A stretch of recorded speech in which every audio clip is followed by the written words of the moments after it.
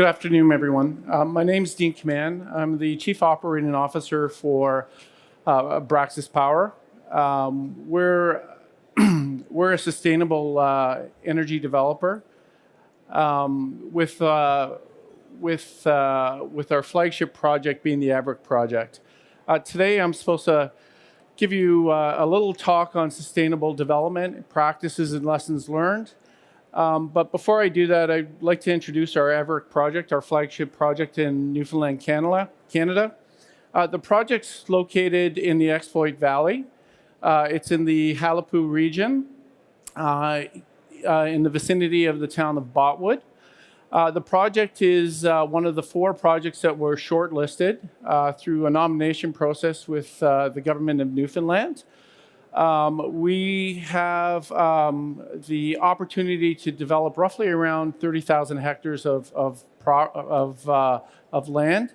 And the project is really focused on being a power-to-X project where we will be installing roughly about 3 gigawatts of wind and solar, which we will produce roughly about 160,000 tons per year of green hydrogen. The result is that we will end up with 1 million tons per year of certified green ammonia. At the current development schedule that we're on, we plan to hit FID in the first quarter of 2026.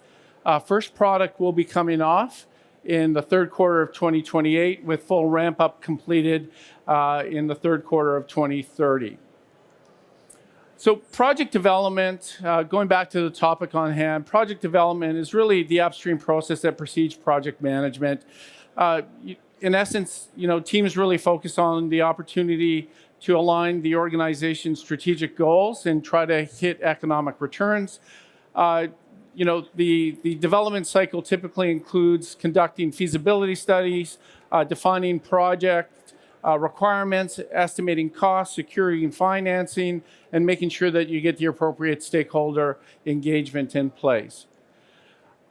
The twist with sustainable development compared to project development is taking a different view on what sustainable development is in the development cycle. Our approach at Abraxas is really trying to define what the social and regulatory approvals are required to reach a technical and sustainable economic solution that can be financed in a timely fashion. And there's a lot of words in that slide, but it's extremely important because resources are limited. There's only so much time, people, and money. And you see a lot of projects, a lot of developers out there moving projects forward, utilizing resources that are very rare, and projects typically don't move forward for one reason or another. Our way of work, or our wow factor, is really concentrating on the issues that could make a project fail. And we really concentrate on those things early. And if we can actually clear those things and come up with appropriate solutions, then we continue to progress on the project. So as we go through sustainable development, the process itself, we really look at the sustainable management practices and systems early. So ESG requirements we build into our projects and our development cycles very early on. We typically listen to all the stakeholders, and you really have to listen. You have to understand and identify what their needs, and you have to communicate to them over and over to make sure that the goals are aligned and the outcomes are aligned. And you have to be authentic. If you don't think you can meet it, you have to tell them up front. That is part of our wow factor as well. We try to be very transparent, sometimes pointed, but we try to utilize that through the whole cycle. And really what that does is it drives and incorporates a culture that we believe that we're doing the right thing at the right time for the right reason. And the counterparties, our stakeholders, also believe that we're being transparent, open, and honest, and the outcomes become aligned. So it's basically, say what you're going to do and do what you're going to say and maintain those. Don't over-promote.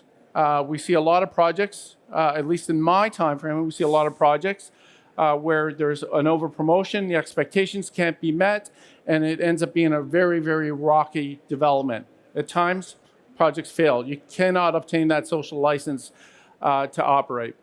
The other thing when it comes to sustainable development, and you see it a lot on projects, is that you have to know when to stop and walk away.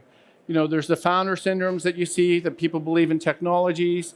There's things that just don't work, but you honestly believe that they're going to work, and you continue to put the effort, utilizing those resources, that time, and you just can't make that decision to walk away. One of the key items when it comes to sustainability in the development cycle is making sure that everybody has to win. Contract negotiations, be it with your off-takers, with your suppliers, with your stakeholders, any key relationships, it has to be a win-win attitude. And that's one of the things where you end up maturing that social license to operate and maintaining it over the long term of the project. So while we go through that, we understand that all the ESG requirements are essential. We know that the market, all the stakeholders require it. We know that the off-takers and customers will require that. It doesn't, irrespective if it's a steel company or a widget factory, or even, in our case, a green ammonia project. We understand that social license is important, and all those ESG principles are important. The last thing is all the communities demand it. It is the right thing to do, and you have to believe that it's the right thing to do, and you have to implement it. So what is the outcome if you follow those key principles? It's really obtaining the community and regulatory support to actually advance the process, advance the project, get to FID, and then actually maintain it through the construction cycle and through the life of the project. So lessons learned, it's always one of those things is looking at, the reverse look, looking at things backwards. As I indicated earlier, we've seen and also been part of projects where there's been the love factor. You just love what you're doing so much that you try to make it work, irrespective that you know that you'll never hit the end. And you see organizations like that all the time. So that ties back to, just stopping, not giving false promises to people. And that's a trap. It's actually a trap that people fall into that we've seen. The next one, I know the word's a little bit harsh, but it is the greed factor. It's developers and people that look for the quick buck, that are all one-sided on their negotiations. At the end, you end up in arbitration, you end up putting more effort than what it's worth, you lose your trust, you basically lose your social license to operate. And there's been a number of projects in the news lately that you've seen where billions of dollars have actually been expensed and the projects have now shut down. The innovation factor, I think innovation is extremely important, but there has to be a balance between innovation versus proven technologies. Having a project with too many step outs, too optimistic, too promotional, or even being too pessimistic on things will kill a project through the development cycle. This is an important one. When you're building your teams, my experience is that you have to make sure that you don't end up in an organization where there's a forever factor happening. And that's basically having a team or an organization that can't close on things. It just continues to expense resources over the long term. It ends up frustrating people, and you can't close on things.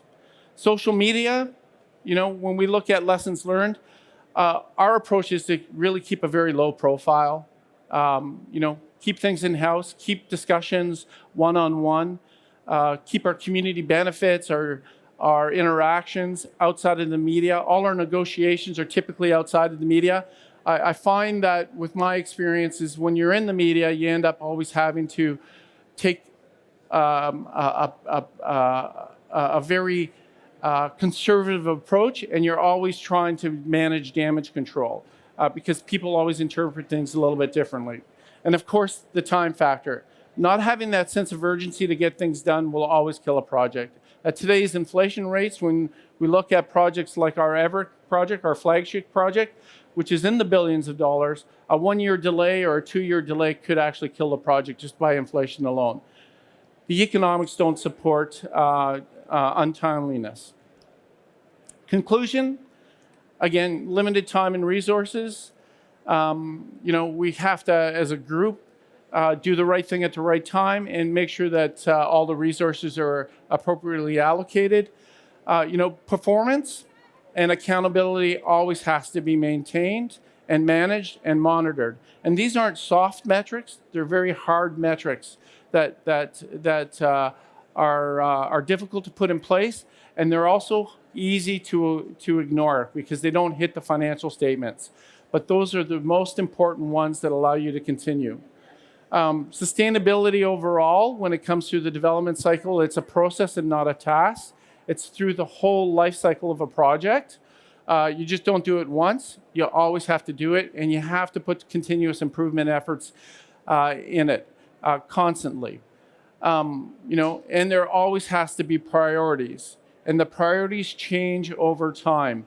And that's one of the factors that is always important when you're working with your stakeholders, is trying to understand what their point of view is, what changes they may expect that they may not even be aware of, and communicate those to them and test them. The last thing that I'll point out is that all developers need a champion that can measure sustainability and their outcomes in the organization, and they have to make sure that they drive that culture throughout the organization. We hope that a lot of these projects move forward, and the end result is that it will all be a better place for us in a brighter future. So that's in summary. I don't know if there's any questions. I think there's a few minutes left as well for any questions.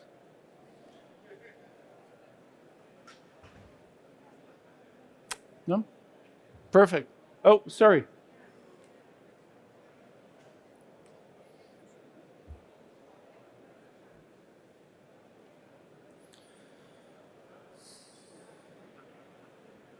Hello, thank you for your presentation. Daniel Goodwin from the University of Tasmania. A question in two parts. The first part, are you thinking about certifying your green ammonia?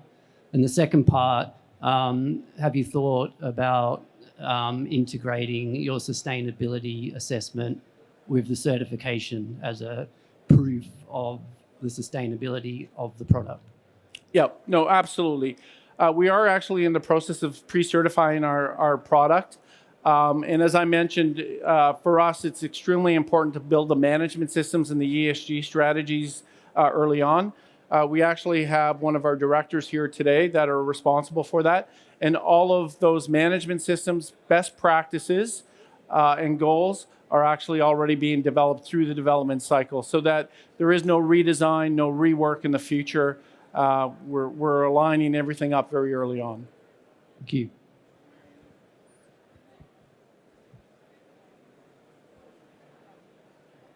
No? Good. Thank you.